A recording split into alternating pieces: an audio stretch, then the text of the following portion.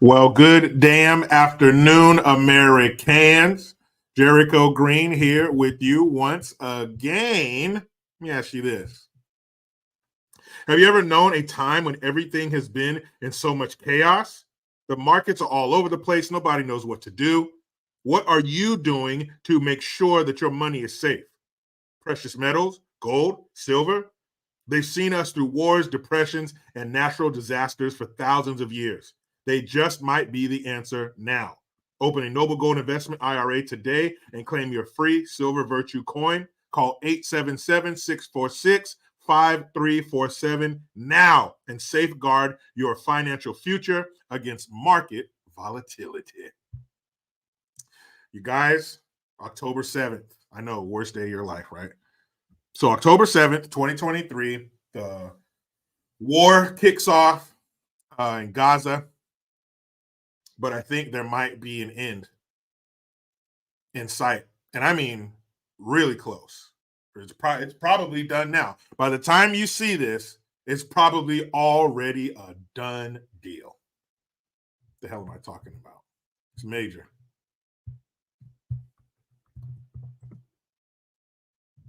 It is major. Probably one of the most major things you've ever heard in your life. Hold on.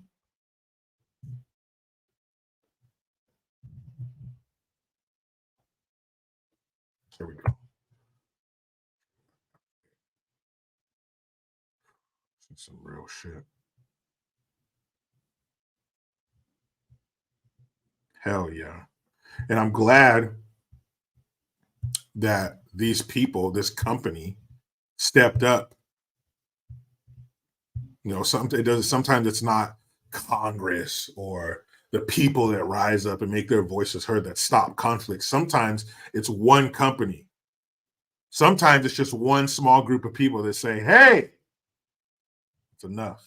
And the world listens. This time, that's right, people. Ben and Jerry's. Ben and Jerry's board chair calls for immediate ceasefire in Gaza. Immediate, right now. The ice cream guys, the cookie dough, vanilla ice cream with gobs of chocolate chip cookie dough, those guys have demanded that there's an immediate ceasefire in Gaza right now. Ben and Jerry's leadership is calling for a permanent and immediate ceasefire in Gaza, with its board of directors chair decrying that the corporate world has been silent about the conflict. Ben and Jerry's board chair, Anuradha Mittal, on Tuesday told the Financial Times that the ice cream maker's call for peace in Gaza is, quote, consistent with the company's history and values.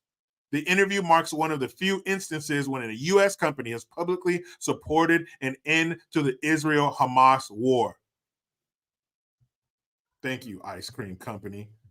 From Iraq to Ukraine, the company has consistently stood for these principles, Mittal told the publication. Today is no different as we call for peace and a permanent and immediate ceasefire. Well, shit. Why didn't you guys do this on October 8th? They would have stopped right there. Quit.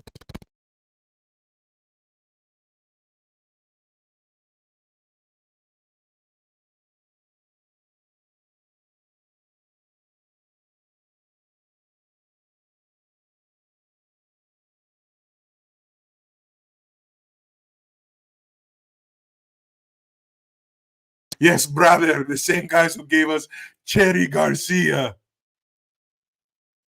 They want us to stop. These same people, brother, who gave us Chunky Monkey. They want us to stop. Hey, knock it off. Put your guns down, boys. Ben and Jerry's demands an immediate ceasefire. Damn it, why didn't you guys do this before? The ice cream giant has spoken. So they demand an immediate ceasefire um, in Gaza. They want it done now. But I wonder if they would listen. Like, let's just say the Ben and Jerry's headquarters was built on, let's say, Indian land that used to belong to these native tribes to that area. I think it's in Vermont.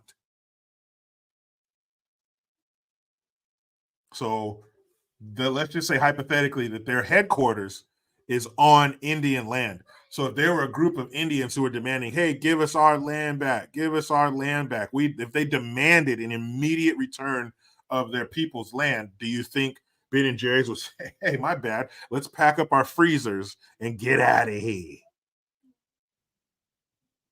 I mean, if they expect, uh, if they're demanding that from somebody else, wouldn't they do the same if something were demanded of them? That's legitimate. You guys, however you acquired the land, it was our people's land, so we want it back. We demand it immediately. Do you think Ben and Jerry's would do that for them? Or do you think Ben and Jerry's would say, "Man, get the fuck out of here. We ain't going nowhere. You know how much this facility costs? We ain't going nowhere. Here's another casino. Get out of my face." They probably do something like that. So they have to expect. Now, of course, you think just because Ben and Jerry's demand shit, ain't nobody listening, but why are you doing that? Is that what you think? Do you think you're going to get the leader of Hamas and who is it, Netanyahu? Is that still who the prime minister of Israel? As they're laying in bed in their palatial estate with their heated marble floors, and they're throwing down on a pint of their favorite Ben and Jerry's flavor, that it's going to go inside their mind and be like, you know what? They're right. Ben, and both of them, Ben and Jerry, they're both right. Stop it. Let's meet in the desert and shake hands. Fuck out of here. I can't wait till this shit goes away.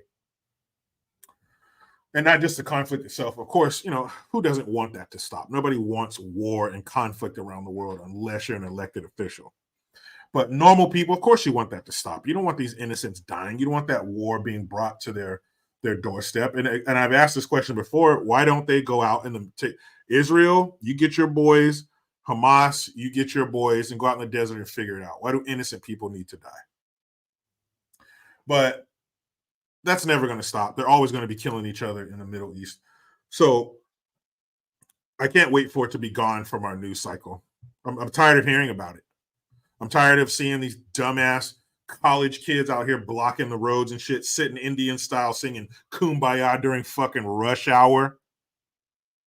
I'm tired of hearing about it. I'm tired of hearing these companies take these fake ass stances that they don't give a fuck about. If you could put a factory in Gaza for a lower price, you'd do it. I'm sick of these celebrities picking sides, people's careers being ended because you picked the wrong side. I'm sick of hearing every time some Jewish dude has an argument with an Arab dude in New York City, well, that Arab guy must be anti-Semitic. Stop this bullshit. I can't wait for it to be gone from our news cycle. What's next? What's going to be the next great distraction? What's going to be the next great money laundering scheme? Because that's all these wars are. No, we're just over there watching their back. We're making sure nobody jumps in. Hey, these two fools are going to throw down. We're just here to make sure nobody jumps in, fool. Yeah. We're blowing up the fucking Houthis, wherever the fuck they are, stealing ships, taking over ships in the Persian Gulf, disrupting the world commerce. we're already over there blowing those motherfuckers up. What do you think it's going to be? What do you think it's going to turn into? Next thing you know, man, move out of the way, Israel. We're going to fight everybody.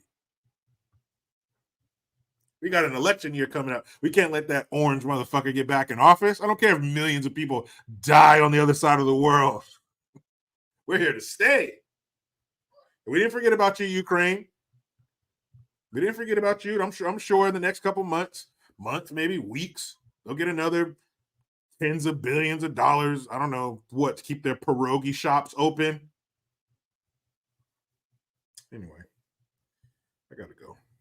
You know how it goes.